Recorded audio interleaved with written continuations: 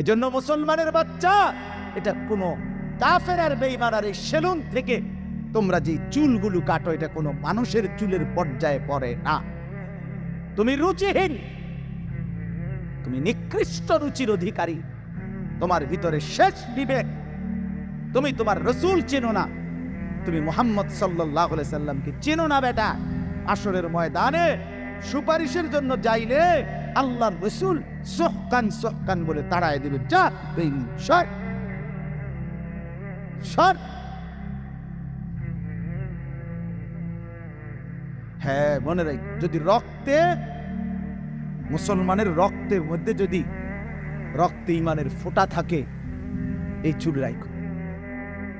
মুসলমান মার যদি দুধ খাইয়া থাকো, তুমি বেঈমানের ঘরে জন্ম নেও না, তুমি মুসলমানের ঘরে জন্ম নিয়েছো। কার মতো চুল রাখলা এডি? কার মতো?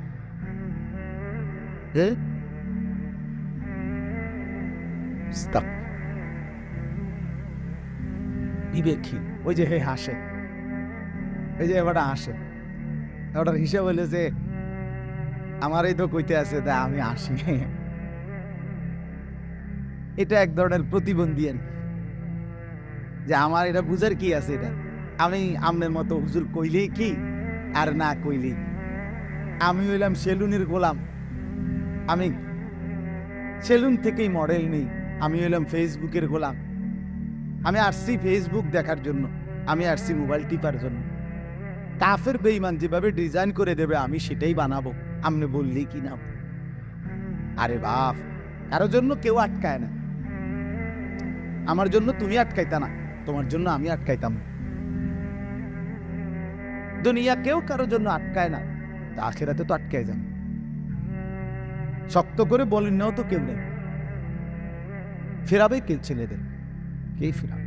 মুসলমানের বাড়ি, মুসলমানের মহল্লা, চারদিকে মসজিদ, হ্যাঁ, বাপ চাচা বংশধর মুসলমান, এক ওয়াক্ত নামাজ পড়ে না। নামাজের ওয়াক্তে মসজিদে জামাত হয়, 2-4-10 জন মুরব্বী নামাজ পড়ে, আর জন্তু জানোয়ারের মতো ছেলেরা রাস্তার পাশে এই মহল্লাতে এভাবে মহল্লার মসজিদের আশেপাশে মোবাইল টিপে হাসে, মজাক করে, রাস্তাত খাড়াইয়া মতে। হায় হায়, এরকম সমাজটা এমন হয়ে গেল কেন? জিন্দেগি এমন হয়ে গেল কেন বাপ? কেন ভুলে গেল আল্লাহ? তুমি মাথা নোয়াইলে কি এটা? মানে ওই একটা পাখি আছে, উট পাখি, নাম শুনছেন? উট পাখি আছে একটা, উট পাখি কয়টা?